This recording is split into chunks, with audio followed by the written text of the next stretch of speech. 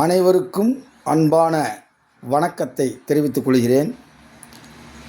இன்னைக்கு ஒரு ஜாதகத்தை எப்படி துல்லியமாக கணிப்பது என்பதை பற்றி தான் இந்த வீடியோவில் நம்ம முழுவதுமாக தெளிவாக மூல நூல்கள் என்ன சொல்லுகிறது, இவர்கள் அந்த மூல நூல் படிதான் வாழ்ந்தார்களா என்பதையெல்லாம் இந்த வீடியோவில் ஆய்வாக நம்ம பார்க்க போகிறோம்.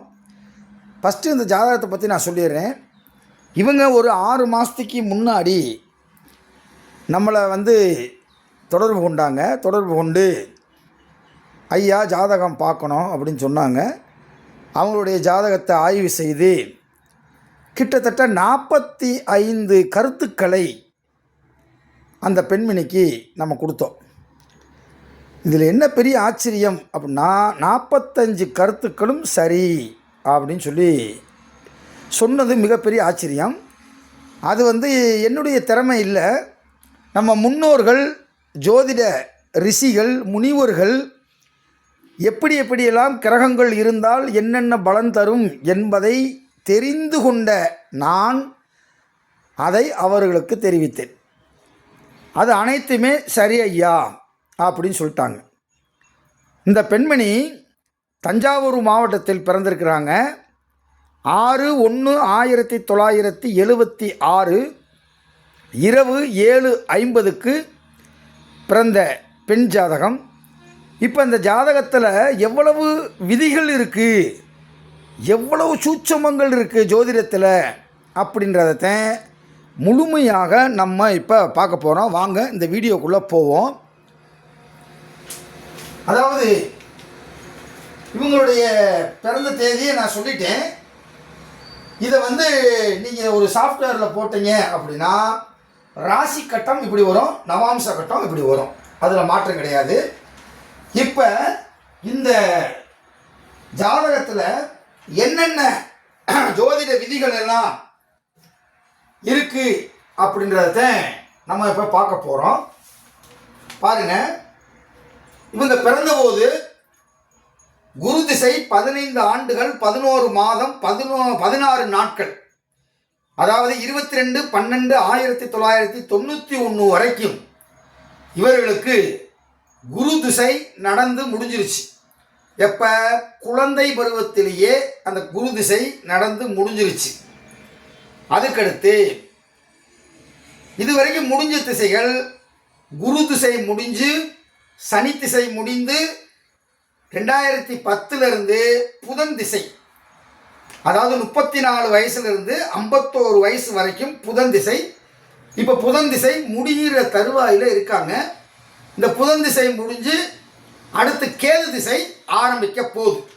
ஓகே, இப்போ உங்களுக்கு பாருங்கள், நான் கணிச்சு வச்சுருந்ததை வரிசையாக ஒவ்வொன்றா சொல்கிறேன்.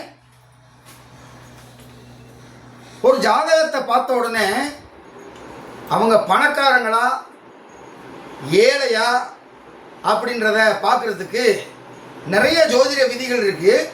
அதில் ஷார்ட்கட் மெத்தட் என்ன அப்படின்னா, சர்வாஷ்டாக வர்க்க பரல்கள் அப்படின்னு சொல்லி கடைசியாக போட்டிருப்பாங்க. ஒவ்வொரு பாவகத்துக்கும் மொத்த பரல்களின் எண்ணிக்கை என்ன அப்படின்னு போட்டிருப்பாங்க. அதில் 12ஆம் இடம் என்ற விரயஸ்தானத்தில் 24 பரல்களும், 11ஆம் இடம் என்று சொல்லக்கூடிய லாபஸ்தானத்தில் 31 பரல்களும், தொழில் ஸ்தானம் அல்லது ஜீவனஸ்தானம் என்று சொல்லக்கூடிய 10ஆம் இடத்தில் 26 பரல்களும் பெற்றிருக்கிறது. அதாவது விரயத்தை விட லாபஸ்தானத்தில் பரல்கள் எண்ணிக்கை அதிகமாக இருந்தால் இவர்களுடைய செல்வம் அதிகமாக இருக்கும். அப்போ காசுக்காரவங்க, இவங்க ஏழை கிடையாது அப்படின்றத ஃபஸ்ட்டு 11ஆம் இடத்துல பரல்கள் அதிகமாக வாங்கியிருந்தால் அவங்களுக்கு பணத்துக்கு பஞ்சமில்லை. அப்போ மொத்தம் இந்த வீடியோவில் எத்தனை 45 கருத்துக்களை எழுதிருக்கேன். என்னால் முடிஞ்ச அளவுக்கு எத்தனை கருத்துக்களை உங்களுக்கு தெரிவிக்கணுமோ தெரிவிக்கிறேன். ரைட், அதுக்கடுத்து பாருங்கள்,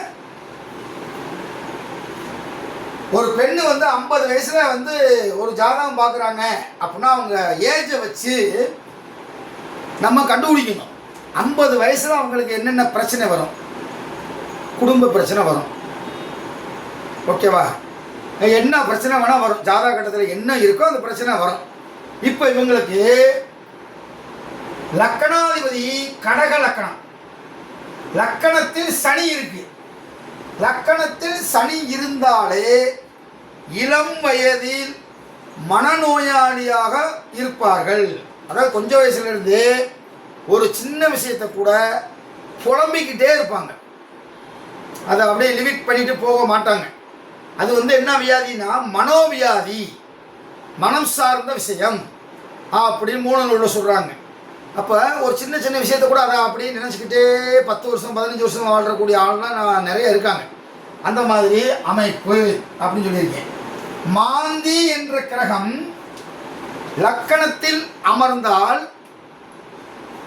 தென்னந்தோப்பு, வாழைத்தோப்பு, கொய்யாத்தோப்பு, மாந்தோப்பு அப்படின்னு சொல்லக்கூடிய தோப்பு அப்படின்னு வர்ற மாதிரி அவங்களுக்கு கட்டாயம் இடம் இருக்கும் என்று சொன்னேன்.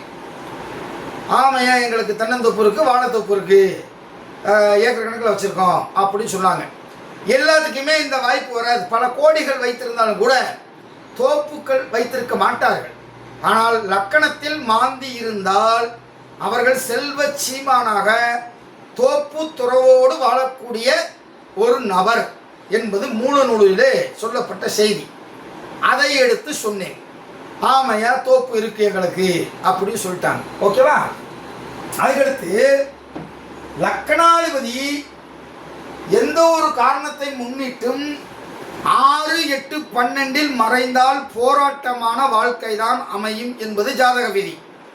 பாருங்க, கடகலக்கணம், கடகலக்கணத்திற்கு அதிபதி சந்திரன் 8ஆம் இடத்தில் மறைவு. 8இல் சந்திரன் இருந்தாலே நீரால் கண்டம் வரும் என்பது ஜாதக விதி.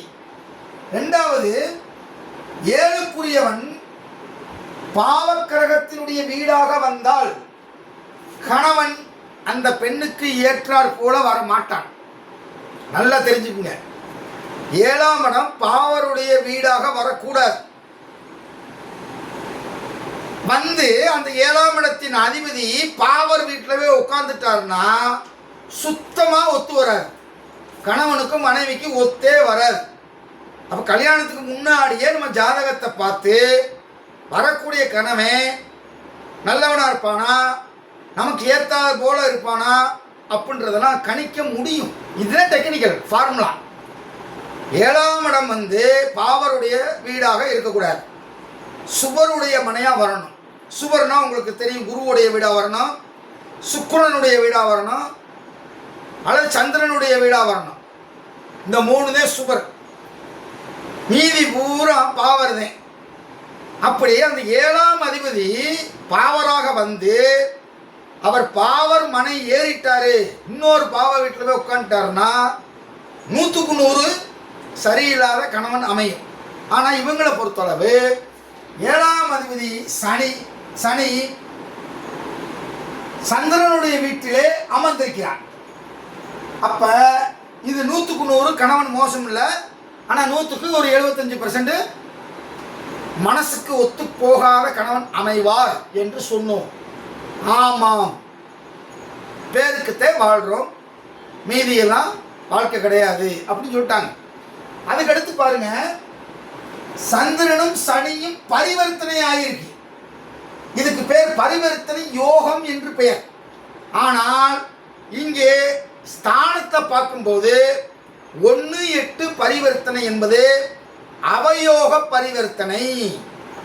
அது யோகமான பரிவர்த்தனை இல்லை. அவயோக பரிவர்த்தனை என்ன அப்படின்னா கெட்ட பேர் அதிகமாக வாங்க வேண்டிய சூழ்நிலை ஏற்படும். 1, 8 பரிவர்த்தனை என்பது மரணத்தை கொடுக்கக்கூடிய பரிவர்த்தனை அல்லது மரணத்துக்கு சமமான வேதனையை தரக்கூடிய பரிவர்த்தனை என்று பெயர். 1, 8. இன்னொரு சூத்திரம் இருக்கு. சந்திரன் சனி வீட்டில் தனியாக உட்கார்ந்து இருந்தாலே அவங்க சூசைட் பண்ணிக்கிறதுக்கு அதிகமான வாய்ப்பு இருக்கு. அப்படின்னு சொல்லி மூல நூலில் ஒரு கருத்து இருக்கு. அந்த எண்ணம்லாம் அவங்களுக்கு ஏற்படக்கூடாது அப்படின்றத சொல்லியிருக்கோம். இப்படி சனியும் சந்திரனும் பரிவர்த்தனை ஆகியிருந்தால் அதற்கு பெயர் புணர்ப்பு தோஷம் என்று பெயர். சனி சந்திரனும் சேர்ந்திருந்தாலோ, சனி சந்திரன் சஷ்டாங்க பார்வையில் பார்த்து கொண்டாலோ, சனியும் சந்திரனும் பரிவர்த்தனை பெற்றிருந்தாலோ, சனியும் சந்திரனும் சார பரிவர்த்தனை பெற்றிருந்தாலோ அதற்கு பெயர் புணர்ப்பு தோஷம் என்று பெயர். புணர்ப்பு தோஷம் என்பது தாமதமான திருமணம், தடையான திருமணம், திருமணத்தில் திருப்தி இல்லாமல் வாழ்வது, இது போன்ற ஒரு அமைப்பை ஏற்படுத்தி விடும். அந்த அமைப்பு தான் அவங்களுக்கு ஏற்படுத்தி விட்டது. ஓகேவா? ரைட். அதுக்கடுத்து சனித்தோஷமும் இருக்கு. சனித்தோஷம் மற்றும் புணர்ப்பு தோஷம் என்ற 2 தோஷங்கள் நிறைந்த ஒரு ஜாதகம். அதுக்கடுத்து குமாரசாமியம் அப்படின்னு சொல்லி மிக பழமையான ஒரு நூல் இருக்கு. அந்த நூலில் உள்ள செய்தி என்ன அப்படின்னா, பகலில் பிறந்தவனுக்கு சரலக்கணம் பிளமாம். பகலில் பிறந்த ஒருத்தனுக்கு சரலக்கணமாக வந்தால் பலமாக இருக்கும். இவங்களுக்கு சரலக்கணம் தான். ஆனால் இவர்கள் பகலிலே பிறக்கவில்லை, இரவு 7:50க்கு பிறந்திருக்கிறார்கள். அப்ப லக்கணம் என்பது இங்கே வீக்கா இருக்கு. லக்கணாதிபதி வீக்கா இருக்காரு. லக்கணாதிபதிக்கு வீடு கொடுத்த சனி பரிவர்த்தனை இருக்காரு. ஓகேவா? அதுக்கடுத்து லக்கணாதிபதிக்கு சாரம் கொடுத்த குரு 9ல் இருக்கார். ஓடி போனவனுக்கு 9ல் குரு அப்படின்னு சொல்லுவோம். 9ஆம் இடம் என்பது பாக்கியஸ்தானம். இந்த சொல்லுவோம்ல, ஏதோ பாக்கியம் பண்ணியிருப்பான்டா, அதனாலதான் அவனுக்கு இவ்வளவு யோகம் இருக்கு அப்படின்றத கிராமத்தில் பேசக்கூடிய ஒரு பேச்சு வழக்கு. ஆனால் இவங்க பாக்கியம் பண்ணியிருக்காங்களா அப்படின்னா, 9ஆம் இடத்துல குரு இருப்பது மிக மிக சிறப்பு. அதைவிட ஆட்சி வலிமையோடு இருப்பது அதைவிட சிறப்பு. இதை மட்டும் பார்த்துட்டோம் அப்படின்னா ஒரு ஜோசியர் ஏமாந்துருவான். ஏன்னு கேட்டா, நவாம்சத்திலே குரு நீசம். அப்ப குரு நவாம்சத்திலே நீசம் அடைந்து விட்டால் இந்த குரு இங்கே டம்மி பீஸாக இருக்கிறது. அவனே அவங்களுக்கு பாக்கியம் இருக்கா அப்படின்னா இதை பார்த்துக்கிட்டு இருக்கு அப்படின்னு சொன்னால் நம்ம ஃபெயிலியர் ஆயிடுவோம். ஒரு மனுஷனுக்கு ஒரு ஜாதகத்தை பார்த்த உடனே 1, 5, 9 நல்லா இருந்தால் அவன் வாழ்க்கை ஜம்முன்னு ஓடிக்கிட்டு இருக்கும். சென்ட் அடிச்சோமா செட்டில் ஆனோமான்னு வாழ்ந்துக்கிட்டு இருப்பான். ஈஸியாக வேலை கிடைச்சிடும், ஈஸியாக படிச்சிருவான், எல்லாமே அப்படி லைஃப் போகிறதே ஸ்மூத்தாக போய்கிட்டு இருக்கும். பாருங்கள், 1, 5, 9 நல்லா இருக்குன்னு பார்ப்போம். 1க்குரிய சந்திரன் 8ல் மறைவு, அப்போ 1 அவுட்டு. 5க்குரிய செவ்வாய் 11ல் இருக்கிறது சிறப்பு தான். அந்த 11ல் இருக்கக்கூடிய செவ்வாய் வக்கரம் அடைந்திருக்கார். அப்போ ரைட் போட்டுக்குருவோம். 1க்குரிய 11, 5க்குரிய ரைட், அது ஒன்றும் பிரச்சனை இல்லை. அடுத்து 9க்குரிய சுக்கிரன், 9க்குரிய குரு நவாம்சத்தில் நீசம் அடைந்து வலு இழந்து விட்டார். அப்போ 1, 5, 9ல் இந்த பெண்ணுக்கு 5 மட்டும்தான் வச்சு வாழ்க்கை ஓடிக்கிட்டு இருக்கு. அட்லீஸ்ட் 2வது நல்லா இருக்கணும். எது நல்லா இருந்தாலும் இல்லாட்டியும் 1000 யோகங்கள் இருந்தாலும் லக்னாதிபதி வலிமையாக இருந்தால் மட்டும்தான் அந்த 1000 யோகங்களும் அவருக்கு வந்து சேரும். லக்னாதிபதி 6, 8, 12ல் மறைந்துவிட்டாலோ, பகை வீட்டில் அமர்ந்துவிட்டாலோ, அஸ்தமனம் அடைந்து விட்டாலோ, நீச்சம் அடைந்து விட்டாலோ அவர்களுடைய வாழ்க்கை கடைசி வரைக்கும் போராட்டமாகத்தான் இருக்கும். ஓகேவா? அதுக்கடுத்து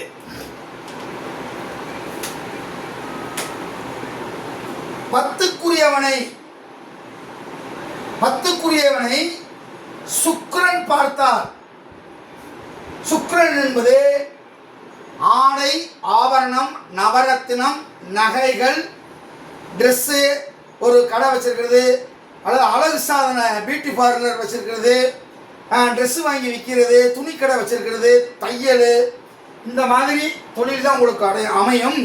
நீங்கள் என்ன பண்ணுறீங்கன்னு கேட்டேன். அவங்க நகைக்கடை வச்சிருக்காங்க. அப்போ வந்துருச்சா, 10க்குரியவனை சுக்கிரன் பார்த்தாலும் சேர்ந்தாலும் அழகு சாதன ஆபரணங்களை வைத்து தொழில் செய்வான் என்பதுதான் ஜோதிட விதி. அந்த விதிப்படி 10க்குரியவன் யாரு? செவ்வாய். செவ்வாய் தன்னுடைய சுக்கிரன் தன்னுடைய 7வது பார்வையால் செவ்வாயை பார்த்து விட்டது. அப்படி பார்த்ததுனால அவங்களுக்கு நகை என்பது ஆபரணம். அப்போ கரெக்டாக அவங்க ஜோதிட விதிப்படி தான் தொழில் அமைஞ்சிருக்கு. ஓகேவா? இது ஒரு பாயிண்ட் வச்சுக்கோங்க. அதுக்கடுத்து சூரியனுக்கு இருபுறத்திலும் சுவர்கள் இருந்தால் அப்பாவுக்கு ஆயுசு தீர்க்கம். சந்திரனுக்கு இருபுறத்திலும் சுவர்கள் இருந்தால் அம்மாவுக்கு ஆயுசு தீர்க்கம். அம்மா அப்பா இருக்காங்களான்னு கேட்டேன். அம்மா அப்பா இருக்காங்க அப்படின்ட்டாங்க. அப்போ இவங்களுக்கே 50 வயசு அப்படின்னா அப்பா அம்மாவுக்கு எப்படி 70-75 வயசு இருக்கும். அதுக்கு காரணம், இதுக்கு பேர் சுபகர்த்தாதி யோகம் என்று பெயர். சூரியன் என்பது தந்தையை குறிக்கக்கூடிய கிரகம், சந்திரன் என்பது தாயை குறிக்கக்கூடிய கிரகம். இந்த 2 கிரகத்திற்கு இருபுறத்திலும் சுவர்கள் இருந்தால் ஆயுசு தீர்க்கம். பாருங்க, 9க்குரியவனையும் பார்க்கணும், 9க்குரியவனை சூரியனையும் பார்க்கணும். அப்பாவுடைய ஆயுசை பார்க்க, அம்மாவுடைய ஆயுசை பார்க்க 4ஆம் இடத்தின் அதிபதியும் சந்திரனையும் பார்க்கணும். அப்ப சந்திரன் 8லே மறந்து விட்டார். 4க்குரிய சுக்கிரன் 5ல் இருப்பது சிறப்பு தான். இருந்தாலும் தந்தையை விட தாய்க்கு ஆயுள் குறைவு. ஓகேவா? அதுக்கடுத்து பாருங்க, அடுத்து கேது திசை நல்லா இருக்குமா அப்படின்னு கேட்டாங்க. ஒரு கேள்வி ஒன்று கேட்டாங்க. கேது சுக்கிரனுடைய சாரத்தை வாங்கியிருக்கு. சுக்கிரன் யாரு? அவயோகி. அதே மேட்ரு. இங்க சுக்கிரன் 5ல் இருப்பது மிகச்சிறப்பு. சுக்கிரன் 5ல் இருப்பது மிகச்சிறப்பு. ஆனால் இந்த சுக்கிரன் அவயோகியாக வந்து விட்டார். கேது சுக்கிரன் சாரத்தை வாங்கிவிட்டார். ஆகவே அடுத்து வரக்கூடிய கேது திசை அவ்வளவு சிறப்பாக இருக்காது என்றுதான் நான் சொல்லிவிட்டேன். ராகு கேதுக்கள் ஒரு மனுஷனுக்கு நல்லது செய்யணும் அப்படின்னா மேசம், ரிஷபம், கடகம், கன்னி, மகரம் இந்த 5 இடத்தில் தான் ராகு கேது இருக்க வேண்டும், அல்லது கேந்திர திரிகோணத்தில் இருக்க வேண்டும். இவங்களுக்கு கேந்திர திரிகோணத்தில் இருக்கு. ஆனால் வீடு கொடுத்தவனும் சாரம் கொடுத்தவனும் கேந்திரத்திலேயோ திரிகோணத்திலே இருக்க வேண்டும். அப்படி இருந்தாலும் கேது திசை, ராகு திசை இதெல்லாம் ஒரு நன்மை செய்யும். வாங்க பார்ப்போம். இப்போ அடுத்து வரக்கூடிய கேது திசை 10ல் இருக்கிறது சிறப்பு. இந்த 10ல் இருக்கக்கூடிய வீடு கொடுத்த செவ்வாய் 11ல் இருப்பது சிறப்பு, தப்பு கிடையாது. சாரம் கொடுத்தவன், கேதுவுக்கு சாரம் கொடுத்தவன் சுக்கிரன் 5ல் இருப்பது சிறப்பு. ஆனால் சுக்கிரன் இங்கு அவயோகியாக வந்து விட்டார். கேது அவயோகியினுடைய சாரத்தை வாங்கியதால் கேது திசை அவ்வளவு சிறப்பாக இருக்காது என்று சொல்லியிருக்கிறோம். அதுக்கடுத்து இந்து லக்கணமாக கும்பம் வருகிறது. நல்லா கேட்டுக்குங்க. இந்து லக்கணமாக எந்த ராசி வருகிறதோ அந்த ராசியில் எந்த கிரகம் இருக்கிறதோ அந்த கிரகத்தினுடைய திசா புத்தி வரும்போது மிகச்சிறந்த ஒரு ராஜயோகத்தை தரும். ஐயா, எனக்கு மேஷ ராசியாக வருது, இந்து லக்கணம் வருது, ஆனால் மேஷத்தில் ஒரு கிரகமும் இல்லையே, அப்போ எனக்கு இந்து லக்கணம் வேலை பார்க்காதா அப்படின்னா அந்த இடத்தை பார்க்கக்கூடிய கிரகம் யாரோ அந்த திசாபுத்தி காலங்களிலே இந்து லக்கணம் மிக சிறந்த ராஜயோகத்தை வாரி வாரி கொடுக்கும். ஓகேவா? இப்போ இவங்களுக்கு கும்பமாக கும்பத்தில் சந்திரன் இருக்கிறார். அப்போ ஒவ்வொரு சந்திரனுடைய புத்தியிலும் அவங்களுக்கு ஒரு ராஜயோகத்தை அமைத்து கொடுக்கும். அதுக்கடுத்து இப்போ அவங்களுக்கு பாதக சனி நடக்குது. பாருங்க, இப்போ கோச்சாரத்தில் சனி மீனத்தில் இருக்கு. 5.5 வருஷம் 7.5 சனியை அனுபவிச்சிருக்காங்க. கடந்த 7.5 வருஷமா அந்த 7.5 சனி நடக்குது. கிட்டத்தட்ட ஒரு முடிய போகுது. 6 வருஷம் படாத பாடுபட்டிருக்காங்க. சந்திரன் மீது கோச்சாரத்தில் சனி போனால் அது சென்மச்சனி. அப்போ 7.5 சனியை முடிஞ்சுட்டு பாத சனிக்கு வந்துட்டாங்க. இப்போ ஒன்றும் பிரச்சனை கிடையாது. அடுத்த சனி பயிற்சி அவங்களுக்கு நல்லா இருக்கும். சனி பயிற்சி ஓகே. அதுக்கடுத்து குரு பயிற்சி நல்லா இருக்குமா? வர ஜூன் 2ஆம் தேதி குரு பயிற்சி வருது 2026. அப்போ குரு பயிற்சி வருமா? சந்திரனுக்கு 1 2 3 4 5 6 வரப்ப குரு பயிற்சி அவர்களுக்கு நன்மையை தராது, நன்மையை தருவது இல்லை. சந்திரனுக்கு 6 குரு வந்தால் நோய் தான் வரும், வழக்கு தான் வரும், வம்பு தான் வரும், பிரச்சனை தான் வரும். ஓகேவா? அதுக்கடுத்து சூரியனுக்கு முன் புதன் நிற்க பாருங்க. சூரியனுக்கு முன்பு புதன் நிற்குதா? சூரியனுக்கு 2ஆம் இடத்துல புதன் நிற்குது. அப்படி இருந்தா பகுத்தறிவு வித்தை உண்டு. புலிப்பாணி சித்தர் சொல்றாரு, தாய் மகள் ஏசல் அப்படின்ற நூல்ல பகுத்தறிவு வித்தை உண்டு. பகுத்தறிவு வித்தைனா யார் என்ன சொன்னாலும் கேட்க மாட்டாங்க. அவங்களுக்கு புத்தி இருக்கும், அந்த புத்தியை வச்சு தான் செயல்படுவாங்க. அந்த ஆற்றல் உண்டு, பகுத்தறிவு வித்தை உண்டு. தருத்திரம் தான். சூரியனுக்கு 2ஆம் இடத்துல புதன் இருந்த தருத்திரம். நல்ல பக்தி உடையவர். கோயில் குளம்னு அலைஞ்சிக்கிட்டே இருப்பாங்க. வெள்ளிக்கிழமை செவ்வாய்க்கிழமை அப்படின்னு சொல்லி எல்லா நாளும் அலைஞ்சிக்கிட்டு இருப்பாங்க. இதெல்லாம் சொன்னோம், ஆமான்ட்டாங்க. அதுக்கடுத்து பந்துச்சன கூட்டுறவோன். பந்துச்சன கூட்டுறவோன்னா நிறையா வேத்தை வந்து பழகி வச்சுருப்பாங்க.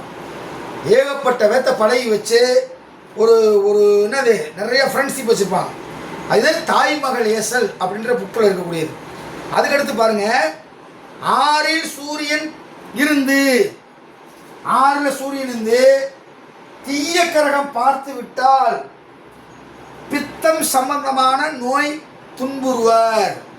அவங்களுக்கு என்ன நோய் வருமா? பித்தம் சம்பந்தமான நோய் தான் வரும், வேற நோய் வராதான்ற சொல்லிட்டு வைத்தியம் பார்த்தால் சரியாகும். இது வந்து நவீன ஜோதிட சிந்தாமணி என்ற புத்தகத்தில் இந்த கருத்து இருக்கு. 6ஆம் இடத்தில் சூரியன் இருந்து பாவர்கள் பார்த்தால், இப்போ எங்க சார் பாவர் பார்க்குது அப்படின்னா பாருங்க, சனிக்கு தெரியும். சனி 3 7 10 இடத்த பார்க்கும். 1 2 3 4 5 6 பார்க்கல. ஓகே, 1 2 3 4 5 6 7 8 பாருங்க. செவ்வாய் பார்த்துருச்சு. செவ்வாய் சூரியனை பார்த்து விட்டது. தீய கிரகம் பார்க்கணும். 6ல் சூரியன் இருக்கணும், ஏதாவது ஒரு தீய கிரகம் பார்க்கணும். பார்த்துட்டா அவங்களுக்கு பித்தம் சம்பந்தமான நோய் வரும், வைத்தியம் பார்த்தா சரியா போகும். இந்த கருத்து நவீன ஜோதிட சிந்தாமணியில் 124வது பக்கத்தில் 186வது பாட்டில் சொல்லப்பட்ட செய்தி. அதுக்கடுத்து நான் சொன்னேன், 6ல் பாவர்கள் இருந்தால் எதிரியே வெல்வார்கள். 6ஆம் இடத்துல சுபக்கிரகங்கள் இருக்கக்கூடாது, பாவக்கிரகம் தான் இருக்கணும். அப்போ இவங்களுக்கு 6ஆம் இடத்துல சூரியன் என்பது எதிரியை வெல்லக்கூடிய ஒரு ஆற்றல். இவங்களுக்கு ஒரு எதிரியே வந்தால் கூட, தொழில் எதிரி, பக்கத்து விட்டு எதிரி, ஏற்று விட்டு எதிரி, இப்படின்னு சொல்லி பல எதிரி இருக்கான். இன்னும் சில பேர் மறைமுக எதிரி இருக்கான். எவன் எதிரின்னு கண்டுபிடிக்க முடியாது, அப்படி எதிரி இருக்கான். எந்த எதிரினாலும் அவங்க வந்து அடித்து தும்சம் பண்ணிடுவாங்க. ஓகேவா? இப்போ 16 பாயிண்ட் சொல்லியிருக்கேன்னு நினைக்கிறேன். அதுக்கடுத்து 1 4 7 10 தீய கிரகம் மட்டும் அமர்ந்து பாருங்க. கேந்திரத்தில் ஒன்லி தீய கிரகம் மட்டும். 1ல் சனி உட்காந்துருக்கு, 4ல் ராகு உட்காந்துருக்கு, 7ல் புதன் உட்காந்துருக்கு, 10ல் கேது உட்காந்துருக்கு. கேந்திரத்தில் பூரா பாவக்கிரகங்கள் இருந்தால் அதுக்கு ஒரு பாட்டு சொல்கிறாங்க. அப்படி பாவக்கிரகங்கள் அமர்ந்து சுபருடைய தொடர்பு இல்லாமல் இருந்தால், இப்போ சுபருடைய தொடர்பே இல்லை, எதையுமே பார்க்கல, அப்படி இருந்தால் வாழ்வில் வளம் அற்று வாடுவார். தீய சொல்லாலும் தீய செயலாலும் பகையீட்டிக் கொள்வார். பழியை சுமப்பார். புத்தி கூர்மை அற்று மடமையாலே வாடுவார். நவீன ஜோதிட சிந்தாமணி பக்கம் 111 பாடல் 164வது பாடலில் வருது. அதுக்கடுத்து சுக்கிரனுக்கு 4 5 அல்லது 9 10 குரு சனி கேது அமர கலைஞானி பெரும் தனவான் பல வாகனங்களை வைத்திருப்பான், கோடீஸ்வரன். இந்த பொண்ணுக்கு பாருங்க ஒரு சின்ன மிஸ்ஸிங் ஆகி போச்சு, வேற ஒன்றும் கிடையாது. சுக்கிரனுக்கு 4, 5 அல்லது 9, 10 குரு அல்லது சனி, கேது, இந்த 3 பேருமே இந்த இடத்துல உட்காந்து 4 இடத்துக்குள்ளே உட்காந்துருக்கணும். ஒன்றாவும் இருக்கலாம் அல்லது 2 கிரகம் சேர்ந்து இருக்கலாம், ஒரு கிரகம் தனி வச்சுருக்கலாம். ஆனால் இந்த இடத்துக்குள்ளே இருந்தால் அவங்க கலைஞானி, பெருந்தனவான், பல வாகனங்கள் உண்டு, கோடீஸ்வரன். இந்த செய்தி ஜோதிட நவரச சுருதி அப்படின்ற செய்தியில் இருக்குது. பாருங்கள், கொஞ்சம் மிஸ்ஸிங் ஆகி போச்சு. சுக்கிரனுக்கு 1, 2, 3, 4 சந்திரன், ஓகேவா? 5 குரு, 10 கேது, சனி மட்டும் மிஸ்ஸி. இந்த சனி மட்டும் 4, 5, 9, 10 இருந்திருந்தா கலைஞானியாக, பெரும் தனவந்தனாக, கோடீஸ்வரனாக, வாகனங்கள் பல வைத்திருப்பான் அப்படின்றாங்க. இந்த பாயிண்ட் உங்களுக்கு பொருந்தாது, இருந்தாலும் நீங்கள் அதை நோட் பண்ணி வைங்க, அதுக்காக நான் சொல்கிறேன். ஓகே, 7ஆம் வீடு சனி வீடாக வந்ததால் இந்த பெண் இருக்கக்கூடிய இடத்துல இருந்து மேற்கு திசையிலிருந்து மாப்பிள்ளை வந்திருப்பார் அப்படின்னு சொன்னோம். ஆமையான்ட்டாங்க, மேற்கு திசையிலேருந்து தான் வந்தாங்க அப்படின்னு சொல்லிட்டாங்க. அதுக்கடுத்து பாருங்க, குரு சுக்கிரன். இந்த குருவும் சுக்கிரனும் கேந்திரத்திலேயே திரிகோணத்திலேயே இருந்துருச்சுன்னா வாலிபத்தில் திருமணம் நடக்கும். நல்லா கேட்டுக்குங்க. குருவும் சுக்கிரனும் 6, 8 மணியில் மறைஞ்சிருச்சுன்னா அந்த டயத்துக்குள்ள திருமணம் ஆகவே ஆகாது, செவ்வாய் இழுத்துட்டு போயிடும். அப்போ குரு சுக்கிரன் இவங்களுக்கு பாருங்கள் கேந்திர திரிகோணத்தில் இருக்குது, திரிகோணத்தில் இருக்குது. குரு வந்து 9 இருக்குது, ரெண்டுமே திரிகோணத்தில் இருக்குது. அப்போ அவங்களுக்கு வாலிப வயசுல விவாகம் என்பது திருமணம் நடந்திருக்கோ அப்படின்னு அவங்க அப்படின்ட்டாங்க. குறுகிய வயசுல அவங்களுக்கு 24 வயசுல திருமணம் ஆயிடுச்சு அப்படின்ட்டாங்க.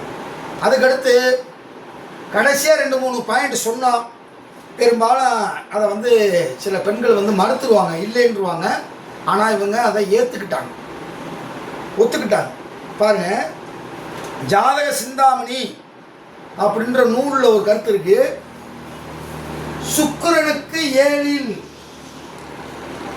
செவ்வாய் இருந்தால் கள்ளத்தொடர்பு உடையவள் அப்படின்னு பேர்.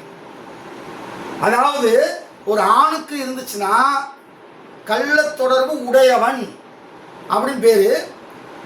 இங்கே பார்த்தீங்கன்னா சுக்கிரனுக்கு 7ல் செவ்வாய் இருக்கு.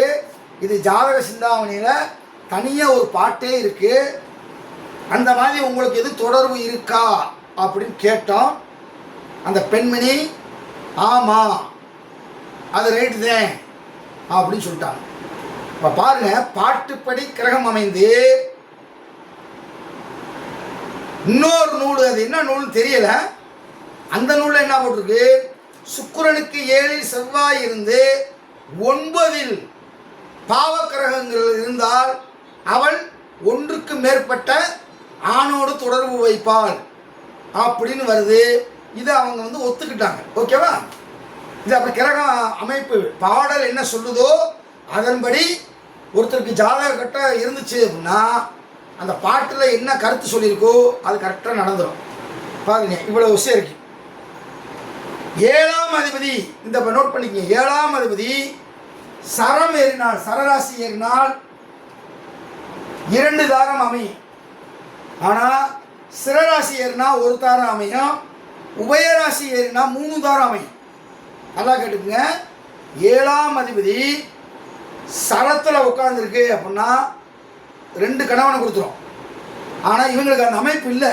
நீங்கள் நோட் பண்ணுறதுக்காக சொல்கிறேன். இவங்களுக்கு 7ஆம் அதிபதி யார்? சனி. அந்த சனி சரத்தில் உட்காந்துருக்கு, சரராசியில் உட்காந்துருக்கு. அப்போ ஒரு ஆமாம், 7ஆம் அதிபதி சரம் ஏறினால் 2 தாரம். பாருங்கள், 7ஆம் அதிபதி சரராசியில் ஏறிருக்கு. அப்போ மறைமுகமாக ஒரு தொடர்பு இருந்துக்கிட்டே இருக்கும் அப்படின்னு அர்த்தம். ஓகே, இன்னும் நிறையா பாருங்கள், நிறைய எழுதி வச்சுருக்கேன். நேரம் அதிகமாக பெரிய வீடியோவானா யாரும் பார்க்க மாட்டாங்க. அதனால் மீண்டும் இந்த இதை வந்து அடுத்து 2வது பார்ட்டில் பார்ப்போம். நன்றி, வணக்கம். உங்களுக்கு இந்த வீடியோ பிடிச்சிக்கிச்சுன்னா லைக் பண்ணுங்கள், ஷேர் பண்ணுங்கள், சப்ஸ்கிரைப் பண்ணுங்கள். குறைகள் நிறைகளை கமெண்ட் பாக்ஸில் தெரிவிங்க. நன்றி, வணக்கம்.